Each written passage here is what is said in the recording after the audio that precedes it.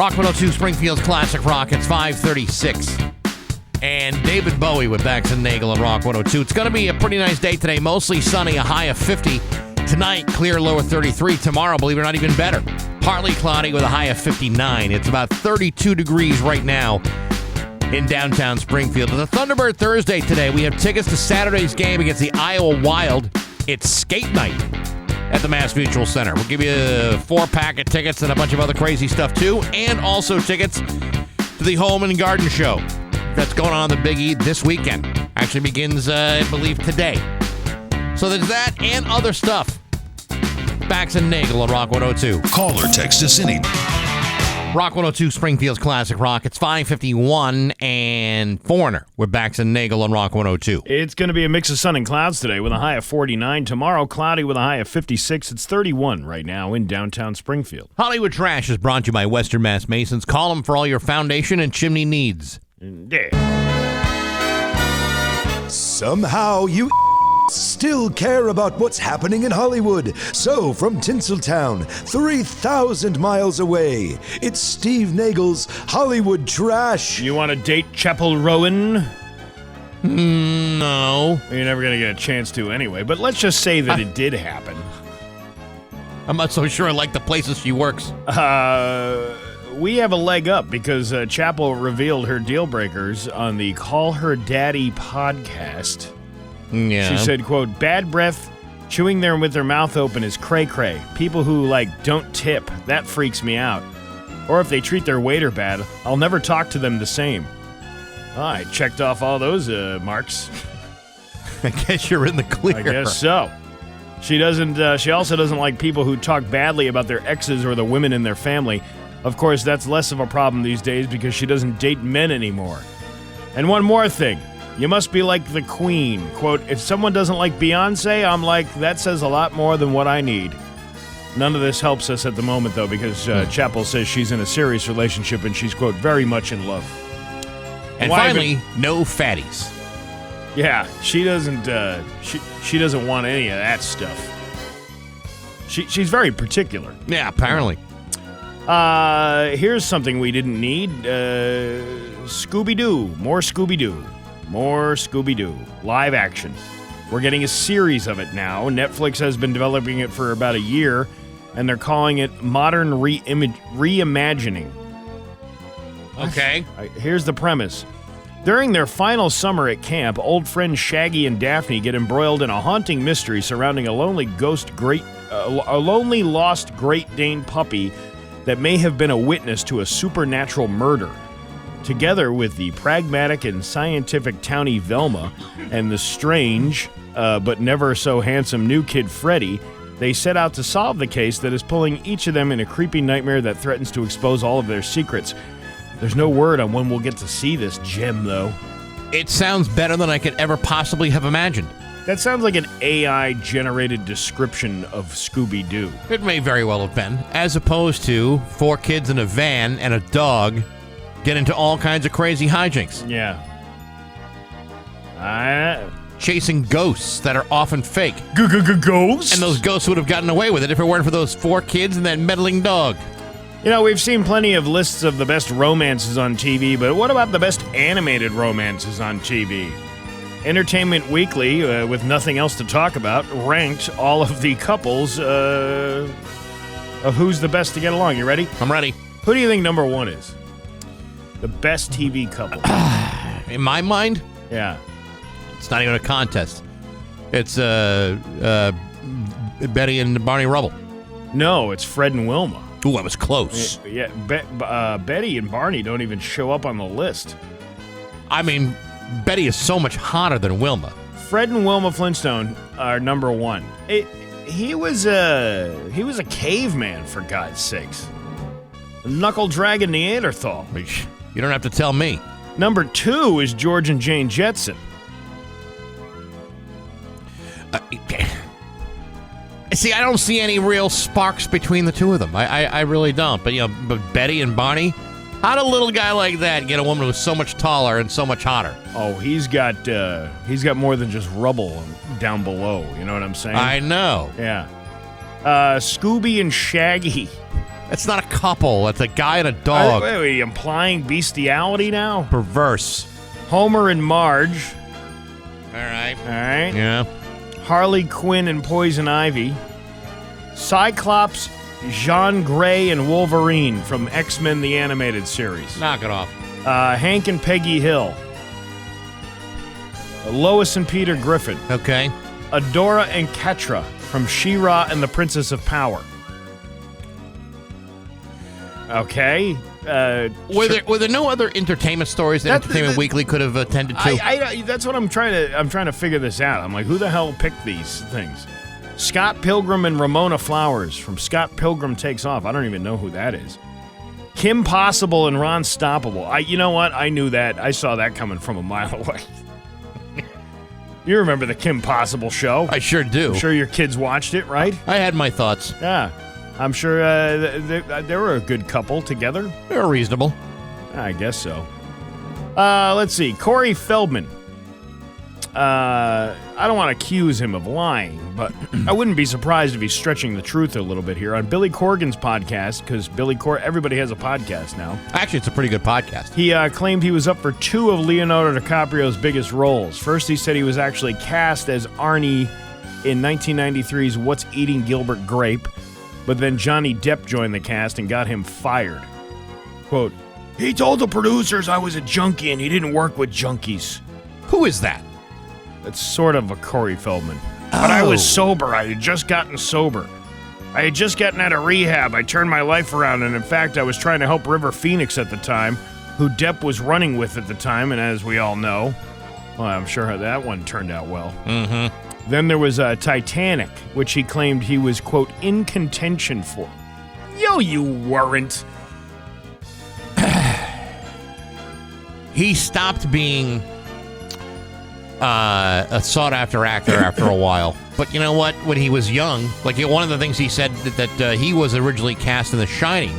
Yeah. But because he was slightly too young, they gave it to the other kid. That I can see, because see. He was a child actor and he was competing with other child actors for those roles. But the Titanic role, Corey, come on. I don't know. He may have auditioned for it, but doesn't mean he was a real consideration. He also said he got pretty close to winning the role of Samwise Gamgee in the Lord of the Rings movies, a part that went to his Goonies co-star Sean Astin.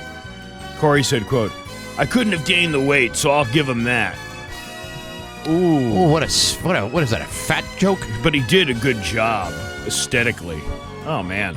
He's a little bitter about stuff. He's bitter, but you know what? With like that the documentary of like Nickelodeon, a lot of what he said has kind of been validated.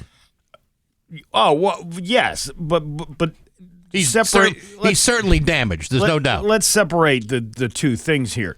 That, I believe, the fact that you were going to be cast as the Titanic main character, I don't think so. Well, I mean, who's to say? Kim Kardashian said her father would be peed off if he were alive today, seeing how the family turned out.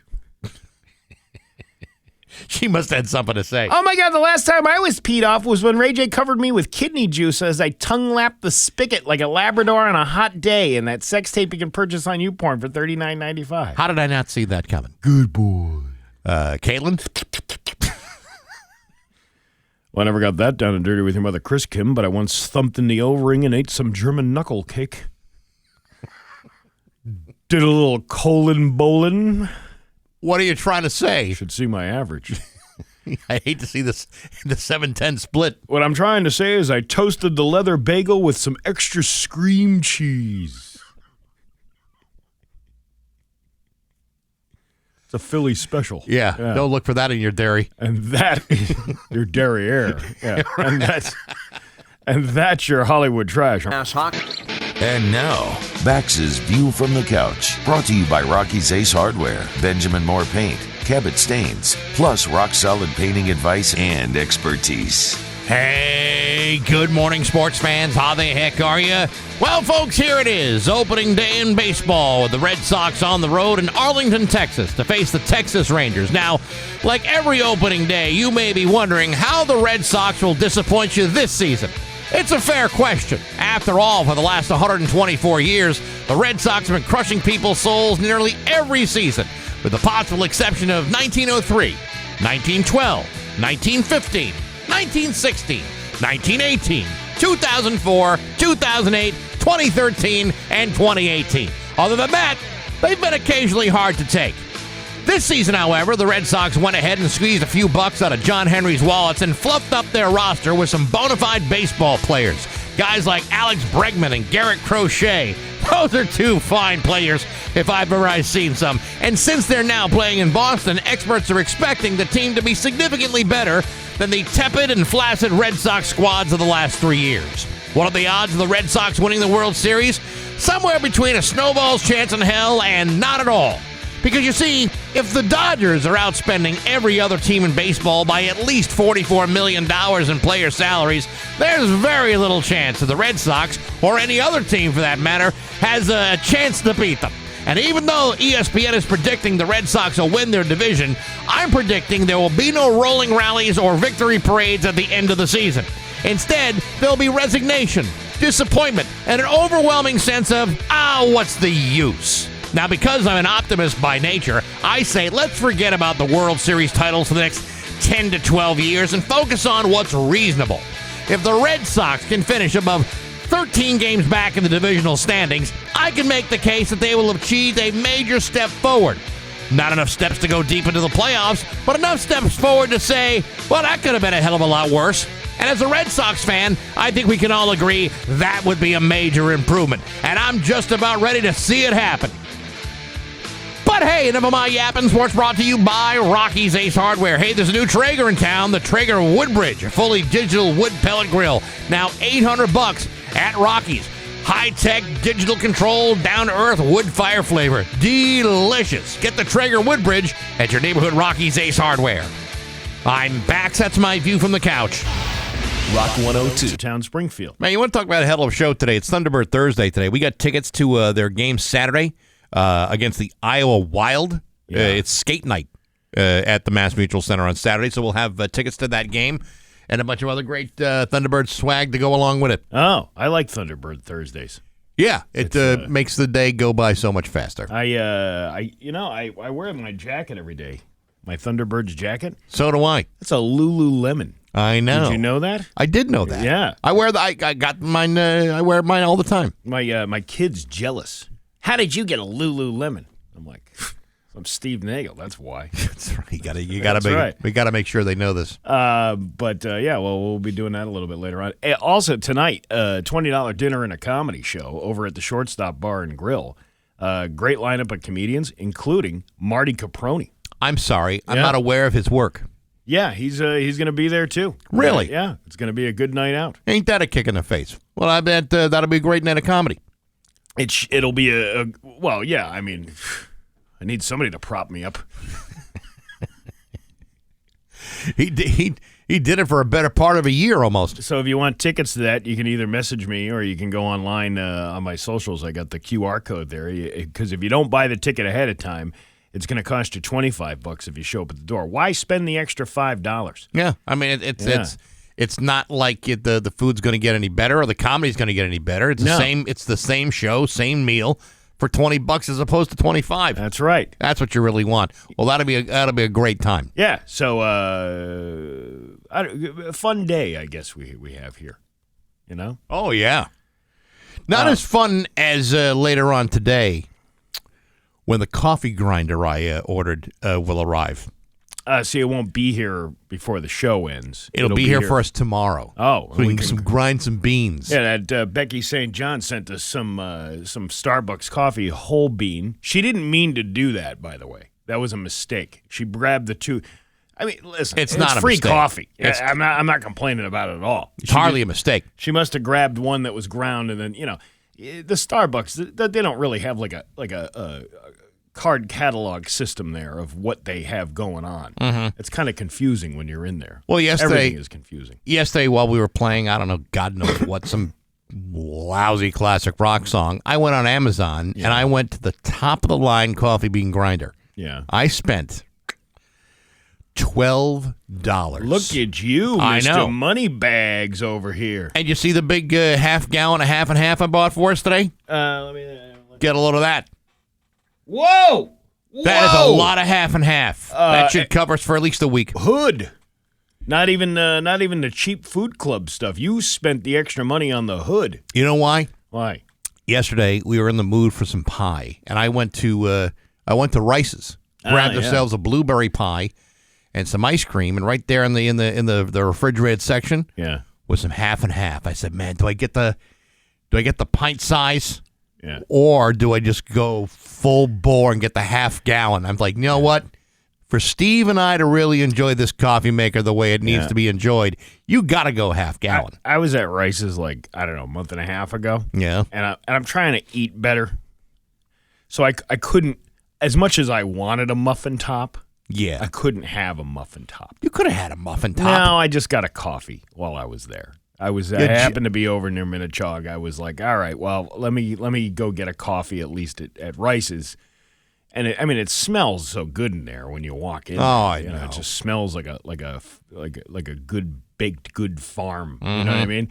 And they kind of, I was offered, one by some of the employees there, and I had to say no, and they gave me that look of disgust, like, what the hell are you even Because doing no one's ever coming in? said no. What are you doing even coming in here, you heathen? No one has ever said no Right. to the offer of a Rice's Farm muffin top. Yeah, I had to pass, but That'd be like if a supermodel said to you, hey, you want to go make out, and you said no.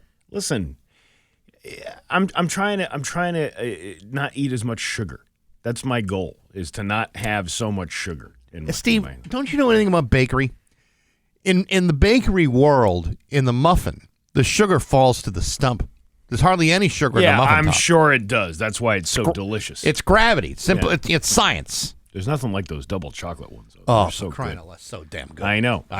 But I'm trying to, watch it. I'm trying to do like healthier things. I did another walk yesterday through the woods. Did you? Right after the show. Were you being chased by dogs? No, but again, there's a lot of pollution on this leg of that trail because it's the unpaved portion of the East Long Meadow Rail Trail. It hasn't quite been developed yet. It's just kind of a pathway for vagrants to walk through. Which is clear because there's, again, nip bottles, the fireballs. I told you about the ducks, Right. cans and stuff. It's like people need to clean up after themselves. Well, I don't understand why it's so hard to. It's a little more cleanly on the paved areas of of the bike trail. Oh, it absolutely is. And matter of fact, that little ice cream shop they got up there, the one with the little train station. Mm-hmm. I go up there yesterday. There's two guys. I didn't even know they were doing this. They have like one of those mini train tracks they're building up there. Oh, really? It's like I think it's going to be one of those little tiny choo-choos. They had the little the track. Oh, the kids love that stuff. Yeah, I mean it doesn't go across Maple Street, but it goes behind that building. And these two guys were working on the crossing. They were working on the railroad all the livelong day. Well, at least until whatever time quitting time was. But that's going to be kind of neat. Sure. It's listen. If this town needed anything, it was a mini train. No, given a choice, if I were running this town and I'm not on the development committee here in town, Yeah. but if I were, I'd insist on more banks. Yeah. More banks. We don't need more train tracks. We need do more need banks. more banks. We If we're do. going to be the financial hub of Western Massachusetts, you need at least 4 or 5 more banks. Sometimes I look at that Chase Bank and go, I remember getting a nice rotisserie chicken from Boston Market. Sometimes I go by that Chase Bank. I said, there are a hell of a lot more people buying chickens. Then they were, They were opening up accounts. Opening up checking accounts at the Chase At Bank. the 37th bank in East Longmeadow. But I think that's pretty cool that they're building that little train thing. I think that'll be anytime you can spice up a neighborhood or spice up an area.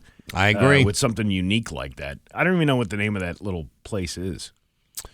Is it called like the Depot Cafe or something like the that? Whistle Stop? Ooh, no, the Whistle Stop is isn't that West Springfield? I don't know. All these train references to these things, but I can't wait. I want to go ride the train.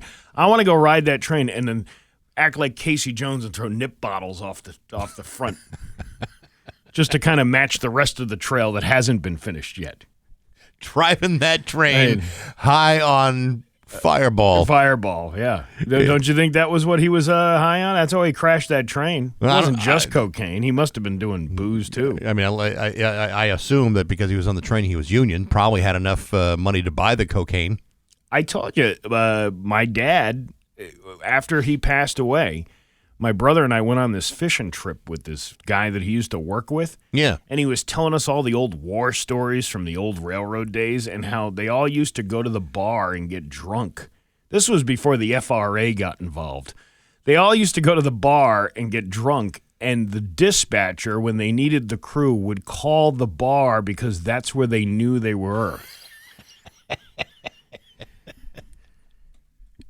That's how you make America great again. You bring back inherent danger. That's what you need to do. There really should be more drinking on the job. Yeah, no more red stops. It's 6:23 on Rock 102. It's 6:25 with Bax and Nagle on Rock 102. Dan Brown has the full forecast. $20 dinner and a comedy show tonight over at the Shortstop Bar and Grill. I don't know if I've ever mentioned it before. No, in fact, if I were you, I would mention it. I would mention it frequently. I'm going to have to. The Rock 102 Golf Club is back, brought to you by Swing Oil Beer. Get 7 rounds of golf, including cart, with no day and time restrictions to some of the great area courses around the area. Keeney Park, Brattleboro, Northampton, and more. For only $129, it's less than $20 a round. That's a hell of a deal. You can get yours now at rock102.com. Makes a great gift for any golfer. The Rock 102 Golf Club, brought to you by Swing Oil Beer Company. Try their New England IPA, perfect for the golf course. And Rock 102, Springfield's Classic Rock. All right. Okay. Golfing. You want to laugh? I want to laugh. All right, let's laugh. It's Bax and Nagle's Joke of the Day I'm funny how? I mean, funny like I'm a clown. I amuse you. on Rock 102, I make you laugh. Springfield's Classic Rock. How do you make contact with an amoeba? I don't know, Steve. How do you make contact with an amoeba? With a cell phone, duh. Get it? Amoeba. Organism. Hey, find more great jokes like this tonight at the Shortstop Bar and Grill. $20 dinner and a comedy show. Ta-da! Bax and Nagle in the morning on Rock 102, Springfield's Classic Rock. Here's your Western. 6:29 with Bax and Nagle on Rock 102. It's time for news brought to you by Freedom Credit Union.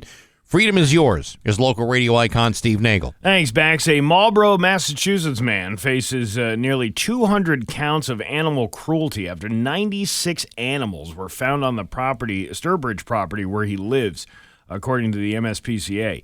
Andrew Sebastiana was arraigned in Dudley District Court on Wednesday on 96 charges of animal cruelty. Subsequent offense and 96 charges of animal cruelty by custodian. Subsequent offense, he was held without bail pending a dangerousness hearing on April 1st. Sturbridge Police and the MSPCA law enforcement officers found the dead animals, including chickens, geese, pigs, ducks, and rabbits, at a property he was renting on March 19th. This is an extremely disturbing case of animal cruelty, none like I've seen in my career. The sheer number of animals that suffered and perished is truly heartbreaking, said Sturbridge Police Chief Earl Desert. I know his name is Desert, but that's not the focus of the story here. Although, if there was a different story, then we could talk about that. Yeah, I know, but this is a very disturbing story about a guy who, by the way, this is not a petting zoo. These were all expired, unalived animals. This is a devastating scene, and we wish we had been able to intercede in the weeks before these animals perished, but unfortunately the call came too late. That's according to MSPCA law enforcement officer Chris Schindler. Officials seized one adult dog when Sebastiana was arrested on March 25th. That dog is in the care of the MSPCA Angel, which will release more information on its condition when it's available. According to Schindler, Sebastiana was arrested and pleaded guilty to animal cruelty charges back in 2021. We arrested this person and he pled guilty to animal cruelty charges back in 2021. He was sentenced to probation. Schindler said the legal framework for addressing animal cruelty in Massachusetts is long overdue for additional tools beyond the current statutes. A proposal on Beacon Hill, supported by the MSPCA, would ban those convicted of animal cruelty crimes from owning an animal for at least 5 years or longer if a court deems that reasonable. Is there other details to this story somewhere else? Not really. I mean, everything that I've seen is just, very. It's very limited as to the condition of these animals or where he was keeping them. But I mean, honestly, it's like chickens, geese, pigs, ducks, rabbits, all found on the property, dead. Yeah, that's right. Not alive. And, most of the time when you hear about these things, it's like, okay, well, they rescued a bunch of sick animals, and then they're bringing them to other places. Yeah. These were dead. And these are not like, hunting trophies that have been stuffed by a taxidermist. This is a guy hanging on to all these animals. It's a little weird. By the way, I think if you've ever been arrested for something like this, even after 5 years... Yeah. I think you have to think twice about whether you want to sell this guy any animals. Like 5 years isn't really enough for him to learn a lesson. I would imagine that there's some mental illness going on there. Really? What tipped you off? I don't mean to make a sweeping generalization about something like that. You never want to judge a book by its cover. No, but, absolutely not. There's an inkling that might be true. Yeah. That's why. See, now we only have one dead animal in this building, and we can't even find it. Well, we. Oh, by the way, what was that? What's that actor's name that I refer to? That caller that calls in all the time. Edward G. Robinson. Edward G. Robinson called yesterday and wanted to know. Yeah, to the two phonies on the morning show, Pumpkinhead and. He refers to me as Mr. Baxendale. I don't even know why. Well, because you earn the respect. Oh. Yeah. Clearly. Yeah. I like to call you January 6th, Bax. Because that's what he feels you are. And he was like... Right. I come in here with my water buffalo helmet every single day. Yeah, I saw you trying to scale the walls of that place. Sure. That day. Anyway, he calls and he complains yesterday that... I just want to let you know. I know they were complaining. C. Anal Pumpkinhead was complaining that that there was a smell in the studio, and they were blaming it on Pat Kelly and Pat's pets. And I don't. And now then they found out that it was a dead animal that was making the smell. So I want to know if they made a public apology to Pat Kelly. We don't have to make a. We didn't accuse Pat of dropping trow and soiling the place himself. It was we weren't sure whether it was an animal who relieved himself or what it was, and it turned out over time it was the smell of death. Listen, Pat Kelly's on step 9. We're waiting for our apology before we apologize to him for anything. Listen, he doesn't need to apologize to me, and I don't think we need to apologize to him. It's the way it goes. I don't know what this guy is like. He clearly hates this show. He clearly hates it. But yet listens every single second, and I believe he takes notes. I believe he does. By the way, he's going to be going to brunch at the Delaney house on Easter, and he doesn't want you showing up there. Stay away. That's too bad, Ray. Yeah. I've already made my plans. I was gonna say we should all collectively go together. Yeah, what do you see the Easter eggs I hid around the place? Because I was there just the other night. Matter of fact, we know a couple of people up there. We could get your reservation booted if we wanted to. Oh man, that would be a tragedy. Oh, that would be an Easter ham. I just it's like, how much can you hate something so much that you spend all your time listening to it? When I hate things, and occasionally I do, most of the times I just love everything. I'm a man full of love. But whenever I hate something, you know what I typically do? I avoid it at all costs. Yeah, I ignore it. I move on with my life. Some people, for whatever reason, are incapable of doing that. Every day, there's a message on that phone. Yeah, including from Edgar Ray Robinson. Yeah. That's what I say. Yeah. See, Pumpkinhead. I'm listening every day. See? I like how he uses my mispronunciation of the word canal. that he said. He references that. Like that's how much he listens. He listens enough that he knows that we're doing all this stuff. What was the thing he said the other day that was so preposterous? Oh, that we were like MAGA cultists because we were making fun of the people in Holyoke getting drunk at the parade. And that's you what talked about right. somebody drinking. A friend of yours that you knew that drank beer out of an ashtray. And that's what MAGA hat people do. They tear people down, including the drunks at the road race and at the parade. I don't know. I mean, this guy's got a craw. He's got a craw up the Yahoo, and I don't know what it is. How does he fit the craw and his head up there at the same time? I have no idea. And that hair that apparently is sticking out too. Because he's got one of those right across across it.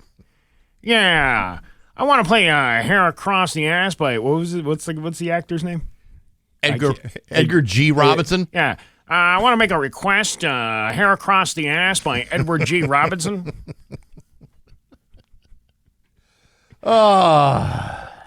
Two suspects have been arrested following a shooting at Union Station on Tuesday in which two victims were found with gunshot wounds. According to Ryan Walsh, at approximately 3:45 p.m., officers received a shot spotter activation at Union Station. Officers arriving at the location found a man and a woman with gunshot wounds. The victims were brought to Bay State Medical Center for their injuries. Since there have been several incidents of young people getting involved in altercations at the station, there was a hired officer arriving for his shift right as the gunshots rang out. With the joint efforts from the Springfield Police, the Hampden County Sheriffs, and a Massachusetts State Trooper, the situation was under control within about an hour. Officers located the suspects on Elliott Street and detained a 17-year-old girl. Two other suspects attempted to escape away, like runaway? Runaway. But members of the Metro unit located the second suspect, an 18-year-old who was detained on State Street. He was taken to Springfield Police headquarters and released before being booked. A 16-year-old was taken into custody on State Street by Hampden County Sheriff's deputies and members of the SPD FIU. Whoa, Hey, with your mouth. And squad officers. He attempted to run away in handcuffs and reportedly hit a detective in the face before being put in a cruiser and placed under arrest. An illegal firearm was found inside the 17-year-old's purse and was placed under arrest. The 16-year-old was taken to the hospital to be evaluated for injuries, during which time he allegedly charged and hit another officer inside. Jesus. Officers found 60 bags of heroin and 2 bags of crack cocaine inside of his shoulder bag he was carrying. The suspect has prior firearms convictions. Springfield Police, but yet you walking around like nothing happened. So will there be an additional police presence at Union Station? I can imagine there probably will be. Will there be people getting on trains and buses who will be getting to their destination safely? Probably. Well, that's good to know. Well, listen, I mean, you know, this is it's not like it's a fairly safe place. Well, I've been saying for years, and these incidents are they're horrible and they shouldn't be happening. But for anyone who thinks, there's one more bit of proof that Springfield's a dangerous city. I've been saying for years, listen, regardless of what you think, they can't shoot at all of us. That's true. So think about that. 200,000 people in this town. They're not going to get all of us. A stranded puppy was rescued by officers and firefighters at the Joseph E. Muller Bridge in Holyoke last week. The Holyoke Police states that around 10:05 a.m. on March 15th, that would be the Saturday before St. Patrick's Day. Maybe he was just gearing up for the holiday. Officers were sent to the Muller Bridge for a report of a stranded dog. When officers and firefighters arrived, they observed a dog on a rail platform over the side of the bridge of the small landing.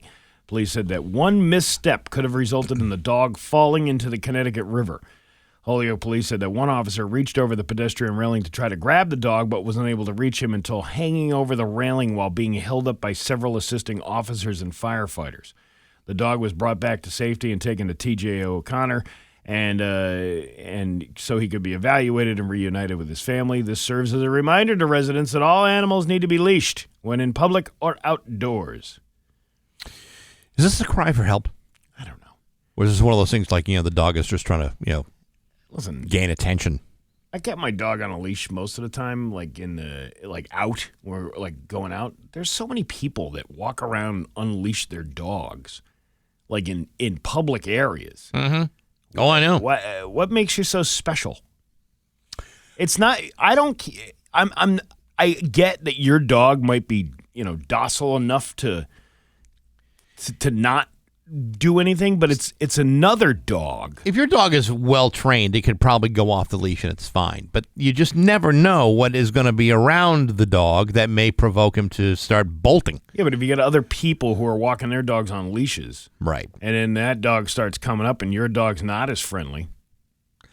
I got to tell you, my wife and I are so lucky. Our dog is awesome. He likes the leash. He won't relieve himself. He won't go number 2 on the leash. He rarely ever does that. But he's the kind of dog that when he goes for a walk, usually puts in about 50 yards and says, all right, that's enough. I like that kind of dog. Yeah. That's my Yellow kind of dog. That's The one my that kind of doesn't wanna dog. go do anything. That's exactly the kind of dog I want. Forever and ever. Yeah, I just the people with the dogs keep them on a leash when you're out in the park. Yeah. Get your dog trained so you know how to leash train him. High-speed internet is more important to teenagers than food, water, or air. And if you needed proof, 3 teenage girls in Houston are facing charges of they tried to kill their mother for turning off the Wi-Fi. And you thought your kids are difficult. What kid doesn't know how to turn on the Wi-Fi themselves? It happened Sunday. They're all sisters aged 14, 15, and 16. Police say they coordinated a plan, grabbed kitchen knives, and chased her through the house trying to stab her. She ran out onto the street to get away. One of them hit her in the ankle with a brick, and their 70-year-old grandmother got knocked over while trying to protect the mom. Luckily, neither of them were seriously hurt. All 3 daughters are facing charges for aggravated assault with a deadly weapon. Well, I mean, Wi-Fi is important. I know that, oh my God, these horrible kids. How did they get like that, though? Not just one, but all 3 had the inkling to chase their mother around with knives for turning off Wi-Fi. Well, I don't want to victim blame, but I mean, there's a chance that mom might not be the best mom in the world. I was going to say nobody deserves to be brutally attacked, but I mean, where are you learning that kind of stuff? Probably from the internet. That's probably what it was. Well, not anymore. I saw this great film where mom shuts off the Wi-Fi and the 3 kids kill her. Hey, we should do that. Is this really one of those copycat situations? I hope not. Your Pioneer Valley forecast today going to be a mix of sun and clouds with a high of 49. Tomorrow, cloudy with a high of 56. It's 30 right now in downtown Springfield. I'm Steve Nagle, and that's the news on Rock 102. Oh, yeah. Rock 102, Springfield's Classic Rock at 6:51, and The Who with Bax and Nagle on Rock 102. Going to be a mix of sun and clouds today with a high of 49. Tomorrow, cloudy with a high of 56. It's 30 right now in downtown Springfield. This week on Baxi's Musical Podcast, my guest has been Keith Roth, the current lead singer of the band The Dictators. Guys been doing radio shows and podcasting. He's got a brand new album that came out last week. It's really, really good. Today, a bonus episode went up with Richie Honori and Stevie Stewart from the band Sweet. Remember those guys from the 70s? Sold 35 million albums. Love is like oxygen. Yeah, those guys, Ballroom Blitz. Well, anyway, that band is still together, and these 2 guys inherited the legacy of this band from the late Steve Priest. There were 3 operating versions of Sweet since the 1970s. It's an amazing story about how these guys have kept this band together. And you can hear it today on Apple Podcasts, SoundCloud, Spotify, the Rock 102 YouTube channel, rock102.com, as well as on the Rock 102 app. And it's all brought to you by Metro Chrysler, Dodge, Jeep, and Ram at Chicopee and Rock 102, Springfield's Classic Rock. Hey, tonight, $20 dinner and a comedy show over at the Shortstop Bar and Grill. Marty Caproni will be there. Marty Caproni. I don't know him. Not sure of his work. I'm sure if like I said, I need somebody to prop me up. But doors open at 7. Dinner's at 7:30. And we're having meatballs, pasta, what else? Salad, bread, all that. Listen, for $20, you can't beat it. And you get a raffle ticket to win a gift certificate to a local business. It's the best entertainment deal of the year. Yeah. So you can get those tickets online on my socials. There's a QR code, or you can just message me and let me know you're going to go. So, Speaking of comedy, you're going to be doing another comedy show at the Munich House. Next weekend, next Saturday night. What is April 3rd? I think is it. What's I don't have the calendar. Let me look at the calendar right here. Yeah, it would be April. What is it? Saturday. Yeah. Saturday would be April 5th. That's April. Okay, so April 5th at the Munich House for the Not the Worst Comedy Show Ever. Get it? Worst. Yeah, I see. WRST. Yeah, I know. Listen, Top Men came up with that slogan. Listen, Top you know men. what? There's ain't nothing wrong with that, and there ain't nothing wrong with the Munich House. Yeah, and we'll be speaking with the headliner, comedian Tracy Locke, coming up. You know, I actually stopped in the Munich House a few weeks ago. Yeah, I had left here, and I had gone or left the event that we were doing at MGM. Oh, sure. And I stopped in there, and I was like, I might as well belly up to the bar and have a ginger ale and a schnitzel. Mm-hmm. You know, first of all, that Roquefort salad that they got there, fantastic. You mix your own. You're basically mixing your own. Like they give it's almost like a little science kit they lay out on a German science kit they lay out on the bar for you. You can have the waitress mix it too with like 2 forks, and she just goes to town. Now I forgot that I had booked that show. Yeah. Somebody had booked me on the show. And I didn't realize the flyer was there, like, nearby. And I think one of the hostess or whatever, she's like, "Oh, you look like the guy on the poster." And I look at the poster, and I thought she was joking, like she knew it was me. Yeah. And I go, "Yeah, that guy looks like a schlub. I wouldn't come pay to see that guy." And then they realize, hey, it's the guy on the poster. It's that guy. Yeah. Wow. Yeah. How was your schnitzel? It was delicious. Of course it is. The which one did I have? I've been there before, and I've had the ones with the anchovy on it. And all that stuff, yeah. With the egg and the anchovy. Mm-hmm. And I'm not a big anchovy fan, but for some reason that I can eat certain things if it's prepared a certain way. I can't eat anchovies on pizza. That's disgusting. Oh, it's delicious. But a little bit of anchovy with like an egg and a schnitzel. I had the regular one though. Whatever just the gravy. The Jaeger. Like the brown gravy. Yeah, the brown gravy. Yeah, that's good, man. And the spatzel's my favorite. Spatzel, yeah. We get like the schnitzel platter. Yeah. And we split it between the two of us. The German guy doesn't even know how to pronounce spetzel. I know. Whatever. I say spot. It doesn't matter. It doesn't matter. Yeah. They'll give you extra if you ask. And red cabbage. Oh, it's so good. See, the problem is I can never distinct whether I want the red cabbage or the sauerkraut because both of them are equally delicious. But I also like the spetzel. So I can't have all three because you can only get 2 sides. I mean, I got to order another side of it, but I'm like, how much am I going to eat? Well, you can always bring it home with you. Always get a schnitzel bag. Home? What are you out of your mind? You don't like leftovers? You pop that schnitzel in the air fryer, comes out nice and crispy and delicious. No one's the wiser, and you don't even need to explain why you want to bring it home with you. Did you ever see Curb Your Enthusiasm, where Susie tried to bring home the food, and the waiter was like, "We don't let you take food home to your dogs," so she wouldn't give her a doggy bag.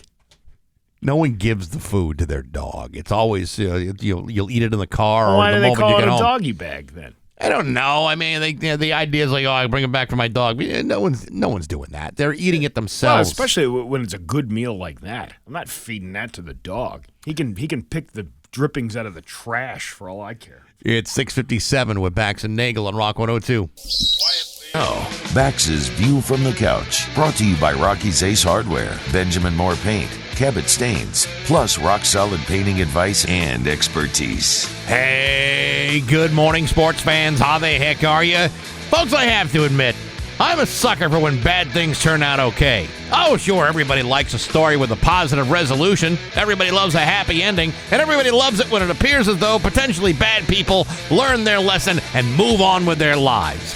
Earlier this week, I told you about the story of a viral video that was circulating around the internet in which UConn head coach Dan Hurley was seen launching F-bombs while walking towards the locker room after his team lost the tournament to top-seeded Florida. I also told you how the UConn communications director, Bobby Mullins, threatened the reporter who took the video to remove it from the internet, or he was going to ruin the reporter's life. Well, yesterday, Joey Ellis, the reporter that took that video, confirmed that Bobby Mullen has since apologized, saying he apologized for his behavior, I accepted it, and life rolls on. Meanwhile, Dan Hurley told reporters yesterday that he regrets his behavior and that the yelling that he hopes that officials might don't F you like they F'd us was in fact said in the heat of the moment, even though he made those statements in an area of the arena which is typically media-free. However, when you see a dude with a cell phone camera taking video of you yelling like a hot-headed dope, there's a pretty good chance it's going to get posted. Now, I should point out that Joey Ellis has since taken the original video down, and that Bobby Mullins, having apologized, seems to have backed off that whole I'm going to ruin your life position. Meanwhile, Dan Hurley stated that he has no plans to change the way he coaches, nor does he expect to scale back the passionate manner in which he conducts himself. In other words, click the follow button and subscribe for more great videos, because I'm sure there's a lot more where that came from. And it'll certainly cost you less than the $63,000 a year they'll charge an out-of-state student to go see it happen in person. But hey, enough of my yapping. Sports brought to you by Rocky's Ace Hardware. Preventing a house fire, I'd say that's worth at least $10, wouldn't you? You want to go to Rocky's. First alert smoke alarms and carbon monoxide detectors are on sale now. $10 with your Ace Rewards card. $10. Plus, you get the 10-year battery included as well at your neighborhood Rocky's Ace Hardware. I'm Bax. That's my view from the couch. Rock 102, Springfield's classic rock. It's 712. And Aerosmith with Bax and Nagle and Rock 102. Mix of sun and clouds today with a high of 49. Tomorrow, cloudy with a high of 56. It's 30 right now in downtown Springfield. Coming up next weekend, April 5th, at the Munich House. It's not the worst comedy show because I'm on it, but then there's a good comedian on there too, and she's on the phone with us right now. It's Tracy Locke. Good morning, Tracy. How are you? Good morning. I am so excited to be here. And how about that name for a comedy show? Not the worst. I know, at a German restaurant. That's a ringing endorsement. German restaurants really know how to capture the moment of any comedy show, any event, really. Yeah. There's always a Yeah, genius. There's always a genius who comes up with a great pun like that. Exactly, Yeah. because the Germans are known for their comedy. So it's going to be a great night. I am seriously so excited to work with you, and so excited because I've done shows in Chicopee, and the crowds are always awesome. They are always so much fun. So I'm looking forward to it. It's going to be a really great night. Well, first of all, no one has ever been excited to work with me, so right off the bat, I know you're a liar. Well, I've never worked with you before, so that's why. Oh, Okay? yeah. So maybe listen, afterwards. I'll set you straight after April 5th. How about that? Oh, there you Yeah, go. yeah. So you've worked Chicopee before. What did you work at the old loft? Yeah, I've done that, and I've done the Portuguese club. So because the Portuguese have a little bit of a better sense of humor than the Germans. Well, it's interesting you say that, because Steve is German and I'm Portuguese, and I don't know who's got a better sense of humor. I know he's doing more with his with comedy than I am, but either way, there's something about Chicopee comedy crowds, like they're just dying for laughter all week, like they're desperate for laughter. Well, I'll tell you why they're desperate for laughter. Let me tell you what I did. I looked up when I first went to Chicopee, I was like, because I love to explore wherever I'm playing. And I always look up exciting things to do in the town. And I swear, you guys, I looked it up and it said on the top 10 list of things to do in Chicopee, it had Marshalls and Home Goods. Yeah. I was like, what? Yeah, that's about right. We got all the good stuff. That was listed. And like so many Marshalls, Okay. the Home Goods is actually inside the Marshalls, so you can kill two birds with one stone. Yeah, you don't have to travel very far. And I don't know if you know this, but right near there is the famous Walmart that has had the most police calls of any Walmart in the United States. Well, I'm definitely going to check that out. Yeah. If I have a top 10 list. Yeah, it's like a free amusement park. But you know what? Actually, I mean, the Munich House is a great restaurant. It's a great place. Are you guys in the ballroom area, or are you just going to be like telling jokes in the dining area? No, I believe it's upstairs in the ballroom. That's area. a cool room. Yeah, that's a real cool room. Yeah, and we get free German food, which I cannot wait for. They said it's limitless Wiener Schnitzel for us guys, so I don't know if you knew that. But sweet. That's like totally worth the $5 I was getting paid to do that show for.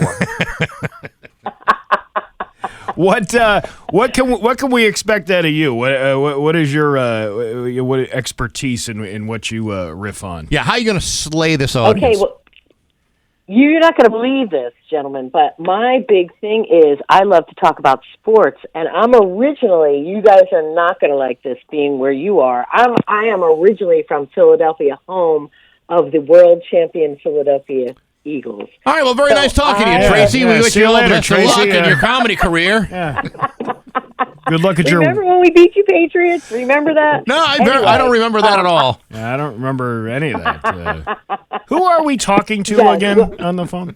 Exactly. Yeah. Well, believe it or not, you're going to like this part even better, gentlemen. Mm-hmm. So I love football so much that I actually played women's professional football in the WNFL for the Connecticut Crush. No kidding. I lived in Connecticut for a long time, and I played, and so I talk about all of those things. I talk about family, kids, I talk about it all, but sports is my main huge thing that I'm very excited about that most people do not expect when I get up on the stage. So out of total curiosity, what position did you play in football? I played safety and cornerback. No kidding. Wow. Yeah, because I had hands like feet. I couldn't catch, but I was quick. You know what I mean? I could knock a ball down out of the sky, but I couldn't catch it to save my life. See, so they were like, "You've got to play defense." And this wasn't like flag football. This is like, you put on pads and everything, right? No. Yeah. This was not lingerie football, much to my boyfriend's chagrin. It was not lingerie football. It was full contact, full gear. These girls were tough. I mean, really tough. I've always thought that nothing is sexier than a woman with a compound fracture in lingerie. I always thought that was really very, very hot. Playing football while I'm eating snacks.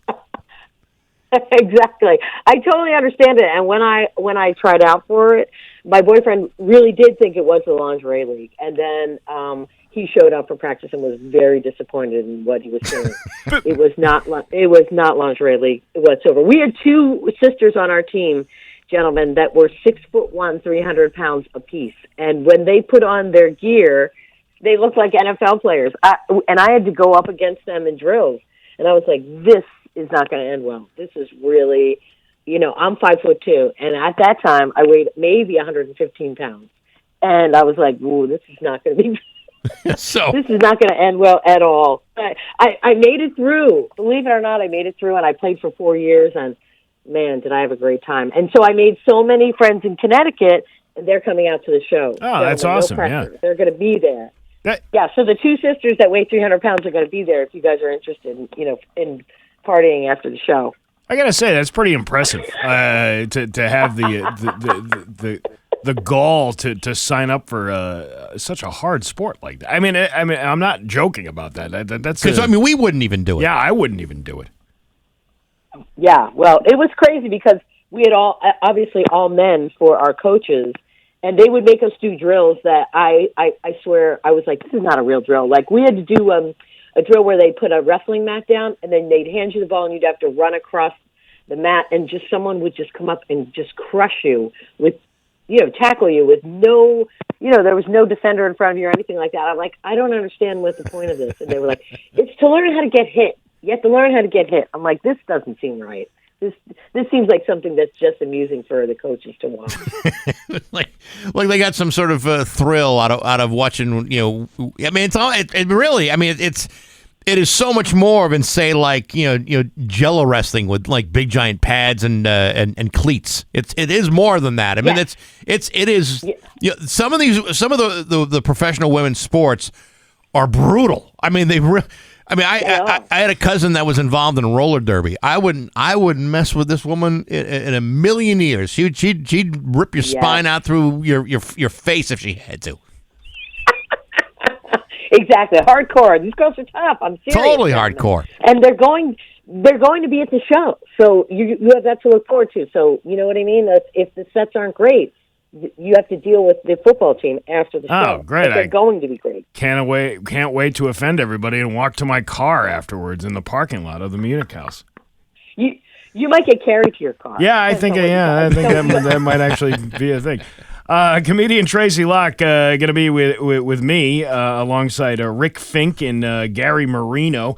Going to be at Saturday, April 5th at the Munich House. You can also get dinner to the show, or you can just buy a ticket to the show. You don't have to buy the dinner. But who wouldn't want to buy the dinner at the Munich House, right? Am I right? You're absolutely right. The food is terrific. Yeah. But Tracy, thanks so much. We appreciate the time this morning. Oh, I appreciate it, and I cannot wait to work with you, and I'm looking forward to it. And come on out. Let's go to the Munich House. It's going to be wunderbar. Again, I guarantee you won't be saying that after you work with me. No, but you will say that about the food. Yeah. You absolutely will. Yeah, you'll definitely come back for the food, but not the other German that was there at the show. Comedian Tracy Locke. Great to talk to you, Tracy. Best of luck this weekend. Thanks so much. Have a great day. You Take too. care. You bet. It's 7:21 with Bax and Nagle on Rock 102. Rock 102 Springfield Classic Rock. It's 7:27 on the Rolling Stones with Bax and Nagle on Rock 102. Dan Brown will have the full forecast for you. There is a $20 dinner and a comedy show tonight. Really? No, that one we just talked to, that's going to be next weekend at the Munich House. But $20 dinner and a comedy show tonight. It's an economy buster. It's a good deal. You know, in these troubled economic times when there's so much uncertainty, where so many people are just don't know where to turn, you can always count on $20 to get yourself a pasta and meatball dinner and laugh your ass off. Which by the way, works off the carbs. Yeah, and actually burn calories by laughing. That's right, and that's going to be at the Shortstop tonight. Doors open at 7, dinner's at 7:30, and the show starts promptly at 8 o'clock. You'll be out of there by 9:30. So, if you're worried about I don't want to be out late or whatever, you're not going to be out there. You're not going to be out late. You'll be fine. Yeah, you'll be just fine. Nothing to worry about. So message me if you want tickets. Hey, Rock 102 and Aqua Pump want to send you to Boston Calling this Memorial Day weekend. One lucky listener gets a pair of 3-day passes to check out bands like the Black Crowes and Dave Matthews and Sheryl Crow and what have you. Enter to rock102.com at the end of the day on the 30th for your chance to win. It's a chance to go see Boston Calling, and brought to you by Aqua Pump and Rock 102, Springfield's Classic Rock. That sounds like a good time. It is. We have news next on Rock 102. Here's your Western Mass news.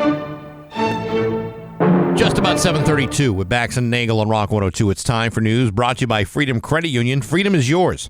Here's local radio icon Steve Nagle. Thank you, Bax. You're welcome, Steve. This is like news dump day. Thursday's news dump day, where they take all the stories that happened a week ago and then they all of a sudden, hey, this happened last week. We should probably follow up on these stories. A Marlboro man was the Marlboro man, not the Marlboro man, a man from the town of Marlboro. Oh, that's totally different. Yeah. Has been arraigned on animal cruelty charges. This is actually a pretty messed up story. Arraigned on animal cruelty charges after 96 dead animals were found on a property he was renting in Sturbridge. The Sturbridge Police and the MSPCA announced in a joint press release that Andrew Sebastiano of Marlboro was arrested on Tuesday following a search of a property on March 19th. During the investigation, law enforcement found that Sebastiano had left the property in February. The dead animals were discovered included chickens, ducks, geese, pigs, and rabbits. Some cats and rats and elephants as sure as you were born. No unicorn. No unicorn. Well, that's good. One living dog was also seized from the property on Tuesday and is now in the care of the MSPCA, which will release further information on the dog's condition at a later date. MSPCA law enforcement said that Sebastiano had previously been arrested on animal cruelty charges back in 2021 and was sentenced to probation. And as you can see, some of the pictures online of the enclosures, not really kind of up to par on keeping animals safe and healthy. Yeah, this is when I read this story, it was like 90. Like one dead animal. Okay, maybe I can overlook that. 96 of them. I would have a hard time saying, hey, we're going to give you 5 years and you can't own another pet. I'm going to say after like 5 years, I'm going to still say you should probably not be anywhere near animals. Yeah, it's probably a good idea. Just my own little thoughts. This is an extremely disturbing case of animal cruelty, none like I've seen in my career, according to Sturbridge Police Chief Earl Desert. The sheer number of animals that suffered and perished is truly heartbreaking. We are grateful for our strong partnership with the MSPCA, whose expertise was invaluable in the investigation. I also commend my officers who worked tirelessly on the investigation from the onset to make sure the individual involved was arrested and brought to justice. So he'll face a court date on April 1st now, and we'll see what happens with that. The Southwick Police Department is asking for the public's help in identifying and locating a vehicle connected to a shoplifting incident on Wednesday afternoon. Southwick Police said the incident occurred at approximately 2:57 p.m. at Tractor Supply, located on College Highway. While off duty, Sergeant Westcott observed a vehicle leaving that area that police believe is connected with the shoplifting. Investigation revealed that a Florida passenger plate was affixed to the vehicle, and Southwick police believe the plate may be attached to conceal the car's actual owners, a Trojan horse, if you will. The vehicle also has damage to its rear bumper. The car was last seen driving north on College Highway into Westfield. If you see this vehicle, if you have any information related to the incident, you can contact Officer Malone or Sergeant Krutka of the Southwick Police Department, and there's a number there. And if you don't know the number of the Southwick Police, you can just look it up. That's why we get the internet. I'm not the Yellow Pages. You're not. Listen, you're just doing news. It's not like anyone's expecting you to give information along with it. I'm not an information guy. No, my God, please. A multi-agency investigation led to the arrest of 3 Springfield residents and the seizure of 2 illegal firearms, more than 11,000 bags of heroin, and more than $92,000 in cash. All to be won here on The Price is Right. I'll take 3 to 5 years in time served. 21-year-old Jeremy Colazzo of Springfield, come on down. You and your girlfriend, Jasmine Soto Spelvalita, also of Springfield, can bring your small child along. I had the child with them. It's nice when families do things together. Free daycare with the Department of Children and Families, all for you to be won here today on The Price is Right. I hate to see them in the Showcase Showdown. Approximately 700 bags of heroin, a large capacity ghost gun, and more than $2,500 were seized. Both Colazzo and Soto Spelvalita were then arrested. They're charged with all kinds of stuff. I'm not going to read it. There's like 20 charges on here. I'm not going to read them all off. Conspiracy to violate drug law, though. That's the one. Okay, so that's that. They're going to get hung up on that one. Mm-hmm. But again, there are a lot of families that don't do anything together, and I think this is. I think it's kind of nice. Yeah. Sometimes the kid stays home while the parents are out dealing in the drug trade. And is that really fair for the kid? It's date night. Yeah, right. You got to spice up the marriage every once in a while, or spice up the relationship every once in a while. You're absolutely right about that. At least they're doing things with the kids. Sometimes it's better than, say, going to like a zoo or, I don't know, like Sturbridge Village. Yeah. I mean, it's okay 1 or 2 times, but third time, fourth time, you've pretty much seen the whole damn thing. Hey, babe, I booked us a night out of selling heroin and traveling with ghost guns. Your mom can watch the kids, right? Oh, no, she's got yoga tonight. She can't watch the kids. Well, who's going to watch the kids? What about your sister? No, she's busy, too. Well, I guess we're just going to have to go out as a family together and sell heroin and ghost guns. All right, kids, everybody hop into the minivan. We're going to be selling our drugs out of the side of the road again. Officers located Alvaro Ruiz in his vehicle on King Street and had detained him while a search warrant was executed at his home on Suffolk Street. Approximately 10,600 bags of heroin and an illegal firearm with a switch making the firearm fully automatic. 98 rounds of ammunition, 5 large-capacity firearm magazines. You got your silencer, your speed cocker, and your Loudner. And this one's for shooting down police helicopters. Well, I don't need that yet. Yes. And nearly $90,000 in cash were seized. Long list of charges. The investigation was conducted by the FIU. Hey. It's kids in the car. Watch your language. God, every time you hear stories like this, And, it's terrible. I mean, it's a horrible situation.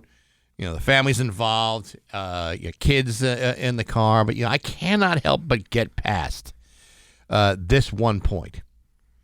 How do you count 10,000 bags of heroin? Well, Ryan Walsh does it. I would lose count. I would lose count like 15,000 times trying to get to like 10,000. Even if I count it by twos. I like how we're insinuating that date night would be incurred on the heroin distribution list. Well, listen, if we're wrong, then it's up to the newspaper or Mass Live or whoever's ever reporting this to tell us that information. There's also, you can do those heroin and paint nights, too. Those... Yes, I was only able to finish half my seascape, and then I passed out. Today we're going to paint a needle on the easel.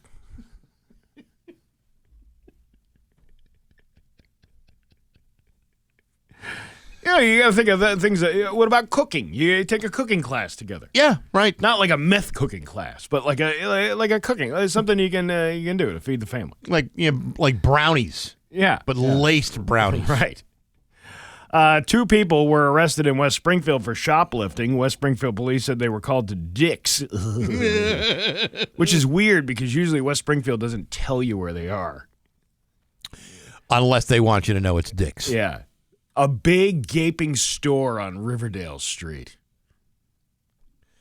If they said, they walked out of a certain retail location, stole a bunch of basketballs, then you could only assume that it's Dick's. They were called to Dick's Sporting Goods around 7 p.m. on Tuesday. I was there at 6 p.m. on Tuesday. What's do you have an alibi? No. But there are reported 2 shoplifters who allegedly filled a black trash bag with merchandise and left the store towards Riverdale Street. An undercover detective who was working in the area saw the suspects as they fled for the store and quickly stopped them behind a nearby business. After allegedly trying to provide false information to police, the suspects, Sarah Ann Frazier and Amanda Lynn Ammer, both of Keene, New Hampshire, were identified. Investigators found that there was $1,871.98 worth of stolen merchandise. You can get that reduced with your Dick's Sporting Goods Club card, though. You know what? That might put you under a larceny. Yeah. If you have used the Sporting Goods card from the get-go, you might have saved yourself some money. Maybe. Are there no Dick's closer to Keene, New Hampshire? Well, I'm guessing it's one of these situations where, let's go where nobody would know who we are. Think about it. They might not know a lot of people in this area. I know, but I've seen plenty of Dick's between here and there. Oh, there's lots of Dick's. Lots of Dick's in West Springfield, too. There are. Yeah. Well, there's that one. But even as you head up to New Hampshire, you don't have to go that far to find some Dick's. I love Dick's. Did I tell you how much I love Dick's? I just assumed. All that merchandise in the bag, along with cut and clipped security cables, ink pods, and a wire cutting device. Police added that Frazier was also allegedly wearing 3 stolen items of clothing, totaling $375 under her jeans. Yeah, she had a Bruins jersey, a Patriots hat, and a Red Sox bandana. Right. Yeah. And a Celtics parka. The total amount of the merchandise was $2,246.98. Both Frazier and Ammer were charged with possession of burglarious tools, unlawful removal of a theft detection device, and larceny over $1,200. All right, but you can amass that kind of amount just by grabbing 3 Jason Tatum jerseys. Yeah, I guess you could. Realistically. Yeah. I can't believe how much sporting stuff is just because even when Costco was selling the Yukon Husky shirts, I wonder if they're selling them now at a discount because they were I think between $15 and $20 for stuff that they were selling there. But normally a T-shirt at Costco would be like under $10, $9.99. Sure, but because of the logo on it, I wonder if they're discounted now that they're out of the tournament. Well, they're not going to three-peat as national champions. So, right. If you're a champion, if you won a championship, obviously the price of the jersey is going to go higher, or the T-shirt's going to be higher. But there are. I don't know if you've ever been on the Mitchell and Ness website. Yeah. This is a company that sells like real high end sports jerseys and stuff like that. Yeah. Like really high end stuff. And it's not unusual to see, say, like all right, well, here's like a Deion Sanders white Atlanta Falcons 1989 authentic jersey for just $300. Just $300? Just $300. Oh, by the way, this going back to how they count the heroin bags. Mm-hmm. This person says they weigh a specific number of bags, then weigh them all together and do a little bit of math to figure out how many there may be. Oh, it's not so unlike how we figure out the volume of Mayflower Marathon food. Yes, but it's a specific mathematical formula. It's Ryan Wall sitting by himself. He's like, I can't count all these. I don't have this much time. I got information to not get.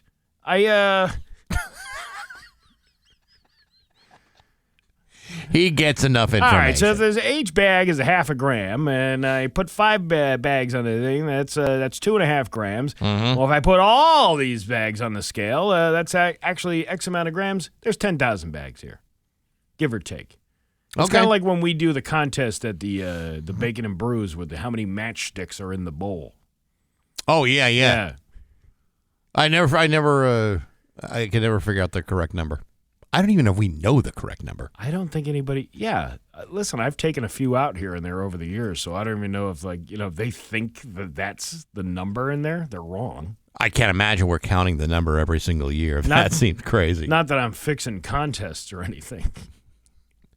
I would hope not, Steve. That would be a fireable offense. Is it a fireable offense? Yeah, if you fix a contest, you could get fired or sued. Oh, come on. Who's going to sue me? What do I got? The losers of the contest. I got nothing. No, I'm just kidding. I've never touched the box. No, I know. I don't fix contests for nothing. If you're ever hungry for breakfast and just don't feel like making it or even paying for it, there's a woman on TikTok has a hack for you. Her advice is go into a hotel, look like you belong there, and steal the breakfast from them. It's not really a bad plan. Yeah, but you're but stealing. that's only going to work on the continental breakfast. It's not going to work if you go to if you go in there and say, charge it to room 307, please. No. It has to be the one that's free in the lobby if you're the continental breakfast. But that's still stealing because you didn't buy the room. The whole point of that. If you're a Marriott's Bonvoy member, you can get away with it. Do Marriotts have the free breakfast in the hotel lobby? No, that's the thing. But I mean, technically, you're supposed to be staying there before you can eat their stale pastries. I've seen this done at a Holiday Inn before, where they have the waffle making machine and the French toast machine and all that stuff. I don't know. You shouldn't be stealing that. That's stealing. And how has this woman not been arrested for putting her TikTok video all over the internet?